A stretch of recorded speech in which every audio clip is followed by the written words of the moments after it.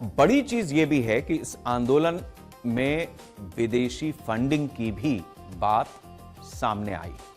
विदेशों से आंदोलन को आर्थिक सहयोग मिल रहा है और यह सहयोग देश को तार तार कर रहा है। अंतर्राष्ट्रीय संस्थाएं अनुदान उपलब्ध करा रही हैं। आखिर दुनिया के लोगों को क्या फर्क पड़ता है भारत में अगर कोई पर्चा लीक हो गया? ऑनलाइन क्राउड फंडिंग के जरिए विदेशों से धन आ सकता है, आ रहा है। प्रवासी भारतीय भी स्वैच्छिक सहयोग दे सकते हैं और जो नहीं भारत से बिलोंग करते हैं वो भी दे रहे हैं। विदेशी फाउंडेशन परियोजनाओं को फंड कर सकते हैं। इस तरीके के आंदोलन, सोशल मीडिया अभियानों में आर्थिक मदद इन लोगों को दुनिया भर से मिलती है। तो ऐसी स्थिति में विदेशी चंदा एफसीआरए नियमों के तहत नियंत्रित किया जाता है। भारत में नियम उल्लंघन पर जांच एजेंसियां कार्रवाई करती। हर आंदोलन को विदेशी फंडिंग मिलती है ऐसा भी नहीं। कुछ आंदोलनों को देश में ही सपोर्ट मिलता है और उसके नतीजे आते हैं। फंडिंग का उद्देश्य सहानुभूति है, यह भी बहुत कम होता है। कई बार फंडिंग का उद्देश्य सरकार का विरोध ही होता है।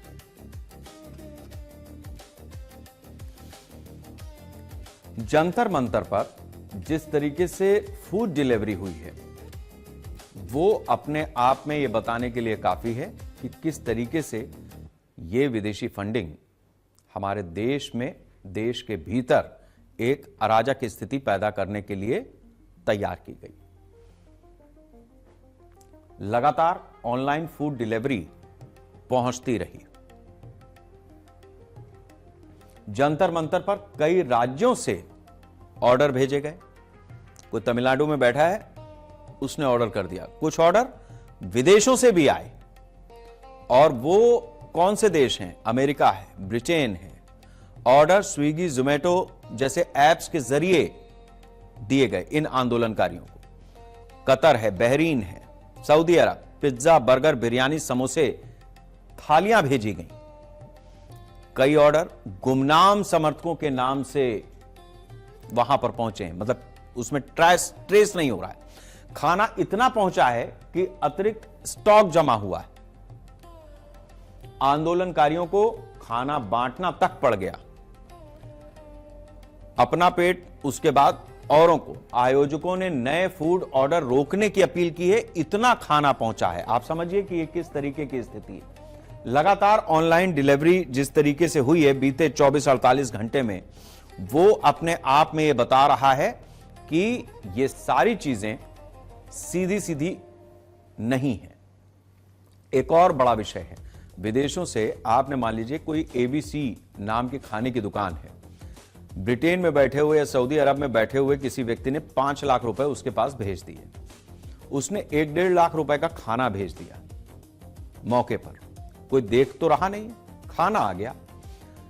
उसने सरकार को जीएसटी वगैरह भी दे दिया, मतलब पैसा एक नंबर में दिखा। उसकी लागत मिलाकर के भी मान लीजिए आप 1.5 लाख का माल भेजा, 3 लाख रुपए उसने अपने पास रख लिए। 2 लाख रुपए ऐसे हैं जो उसने रोटेट कर दिए। रोटेशन का मतलब कि सोशल मीडिया के जो वीडियो बन रहे हैं उसमें 1000-1000, 500-500 रुपए बांटे गए, 1500-1500 रुपए बांटे गए। कुछ नेताओं की भी ऐसी तस्वीरें आ रही हैं, बयान आ रहे हैं जिसमें वो कह रहे हैं कोई घायल बच्चा है या किसी को भूख लगा, अरे 2000 रुपए दे दो, 1500 रुपए दे दो। तो ये जिस तरीके की स्थिति बनी है, ये बता रहा है कि इफरात में न सिर्फ खाना आया है बल्कि पैसे का भरपूर रोटेशन हुआ है।